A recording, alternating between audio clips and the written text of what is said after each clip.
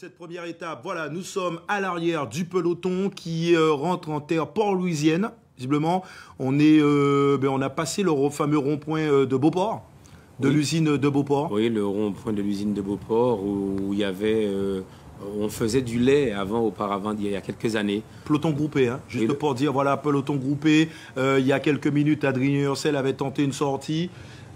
Peloton groupé. À l'avant, en plus, ça n'a pas l'air de rouler vite parce qu'on sait que le début de course a été très très très chaud. Ça a roulé extrêmement vite et là, tout le monde est en train quelque peu de récupérer. On voit que le peloton occupe toute la largeur de la chaussée. Voilà, voici la tête de course et on voit que le peloton occupe toute la largeur de la chaussée, qui veut dire que tout le monde est en train de récupérer. Il y aura des attaques là, forcément. Oui, alors qu'on rentre dans Port-Louis, mais il faut dire que c'est le calme déjà après les premières attaques, mais c'est le calme avant la tempête.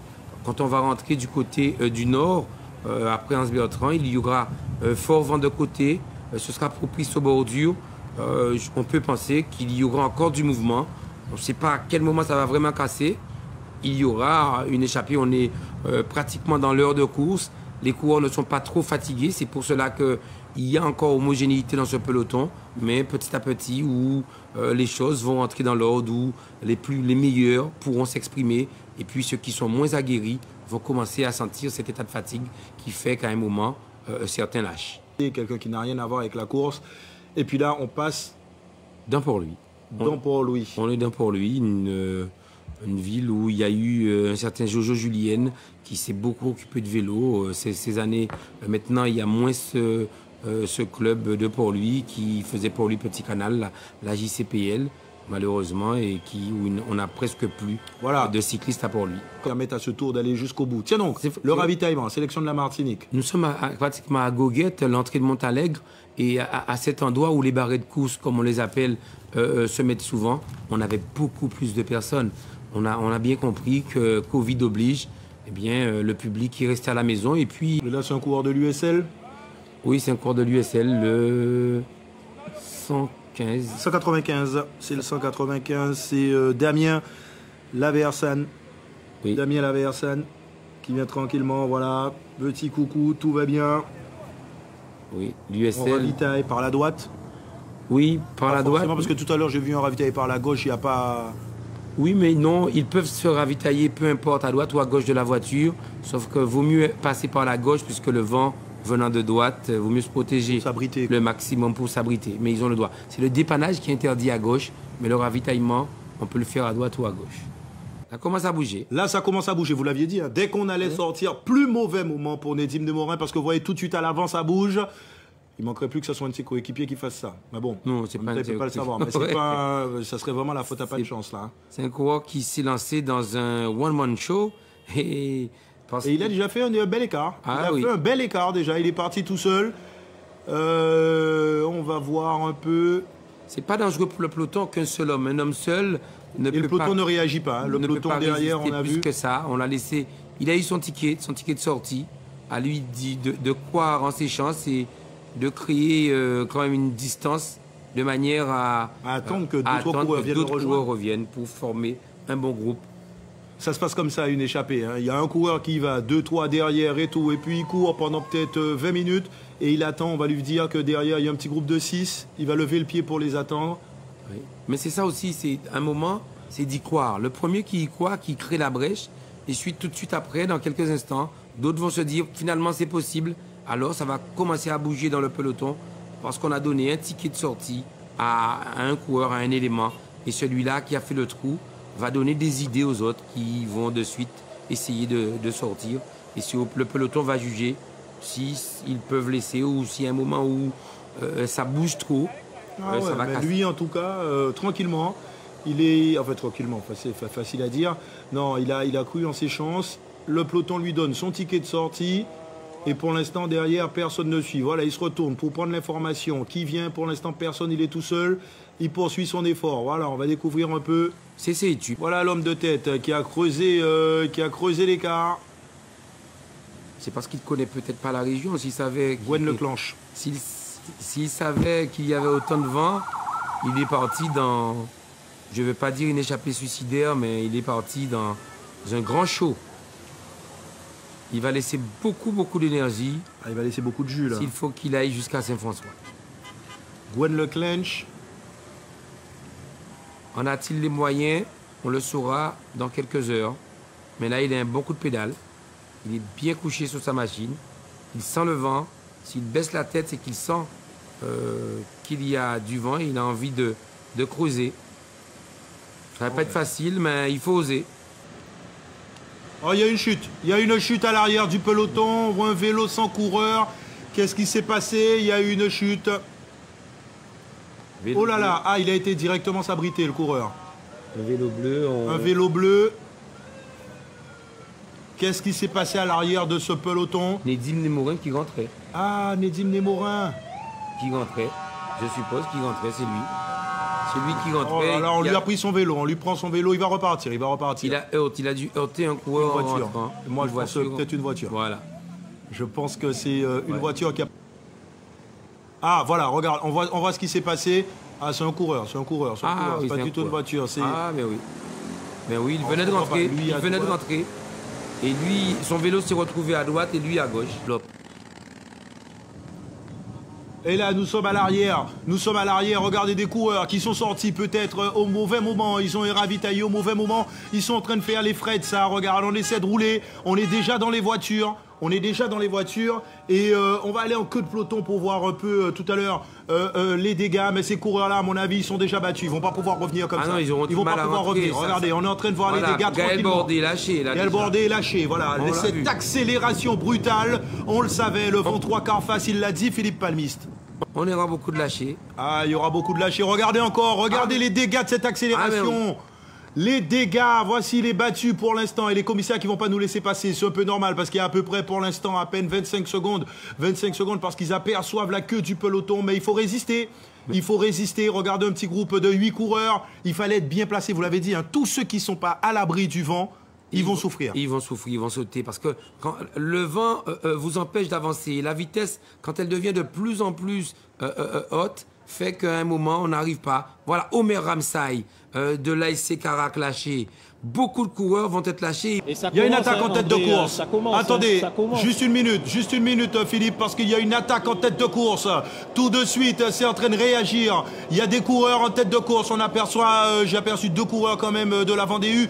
Il y a une grosse attaque en tête de course. Donc là, depuis 10 km là, on est en train de bousculer ce tour cycliste de la Guadeloupe. On est sur la course, on prendra de ces nouvelles avec une attaque à l'avant. Il y a 2 coureurs qui tentent de fausser compagnie, mais qu'est-ce que ça bouge? On est en train de dynamiter cette première étape. Il y a 2 coureurs à l'avant qui pour l'instant là sont sortis. Ils ont à peu près 150 mètres d'avance. 150 mètres d'avance. Derrière, c'est en train de réagir visiblement. Derrière, ça a l'air de réagir. 2 coureurs qui sont sortis. Oh là là, oui, tout à fait, messieurs. C'est ce que je vous disais. 2 coureurs, le dossard 106. C'est Slansky et Fenley Boyau de l'USL. Ils possèdent une vingtaine de secondes d'avance. Nous sommes à Borskidon, ils ont à peine 30 secondes de retard, d'avance sur ce peloton. Ils sont pas loin. Le peloton les a en visu. On sent aussi qu'ils ne se livrent pas. On va prendre à gauche en direction des Abîmes. Oui, parce que lui, il connaît la route, donc il ne va pas contourner. Pour prendre la direction de Caduc. Messieurs, juste pour vous dire que les choses ont évolué à l'avant puisque 2 autres coureurs sont venus grossir le lot de cette échappée. Pour l'instant, je ne peux pas vous dire l'identité de ces coureurs, mais en tous les cas, eh bien, il n'y a plus 2 hommes de tête, mais 4 coureurs qui se portent à l'avant. Je crois apercevoir un maillot de la team Proimo et un autre coureur de la team Integra. Qui ont intégré le groupe de tête. Maintenant, il n'y a plus que 4 hommes en tête, messieurs. Et c'est le maillot jaune qui est en panne de la roue arrière. Qui a été attendu aussi par l'équipe. À mon avis, de toutes les manières, le peloton va lever le pied parce que s'il n'est pas là, il va falloir attendre. Ah non, la course. Michael Guichard qui est en panne. On va pas lever le pied, Jérôme. On va pas lever. Ah non, on fait pas ça. André. La course est lancée. Il y a une échappée. Il faut courir après. Il a été attendu par un équipier. Il n'y a pas d'affolement. Un problème mécanique, logiquement. Oh non. Non, pas dans cette configuration où la course est lancée. Alors là, on va rester avec lui parce que vous imaginez le maillot jaune, Michael Guichard qui est en panne. Je pense que des coéquipiers l'ont attendu. En plus, sans le savoir, il a même un équipier qui est parti à l'avant parmi les 4. Logiquement, on aura confirmation tout à l'heure. Et voilà, il y a déjà un équipier. Il regarde, il va passer devant pour le protéger. C'est comme ça que ça se passe. C'est une course en équipe. Il est là et puis il va le ramener tranquillement sans paniquer. S'il y a un problème, vous verrez qu'un deuxième va peut-être se laisser décrocher tout à l'heure. Oui, un troisième aussi. Si il y aura peut-être un deuxième, un troisième, parce que c'est le maillot jaune et que c'est une course. C'est un sport individuel qui se court en équipe. Voilà la voiture qui passe devant pour les abriter. On préfère quasiment prendre une amende. Ouais, bien sûr, 20 euros suisses, voilà, bon, pour, on a déjà abri, notre comment équipier. on appelle ça, abri prolongé? Abri prolongé. Voilà, c'est comme ça qu'on dit. La voiture ne va pas assez vite, hein, à mon avis. Non, mais là, on va atteindre les vitesses de 60. Voilà, l'autre, vous l'avez vu, l'autre équipier est là. Donc déjà, ça fait du bien au moral pour lui dire tu ne paniques pas. Sauf que lui, il a envie de rentrer vite, j'ai l'impression. Ah, mais la course est en train de se... Il est en train presque de pousser la voiture, il n'attend pas les autres, il veut rentrer. Hein. Alors on lui met deux... Oh là là là là là. Oh là là là là là là. Abri prolongé, il aura peut-être l'amende. Il a... Regardez, mais il attend même pas ses coéquipiers, il n'a pas besoin d'eux. Mais vaut mieux prendre la voiture que les équipiers. Là, à choisir, vaut mieux prendre la voiture. On rentre beaucoup plus vite avec la voiture qu'avec les équipiers. Voilà, retour dans le peloton du maillot jaune. Et on a encore notre coureur de... Polychronis, voilà. Et un Slovaque. On a un Slovaque. Alors, on va noter tout ça. On a aussi voilà. un Slovaque.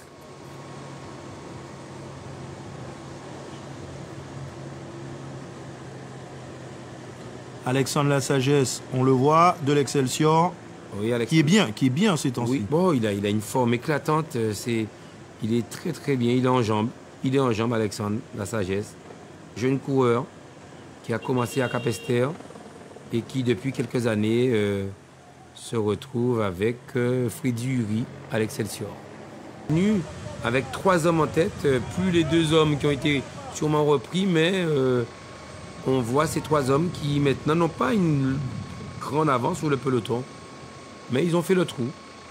Et ce peloton qui tourne, il contourne ce giratoire, des belles couleurs, avec un beau soleil,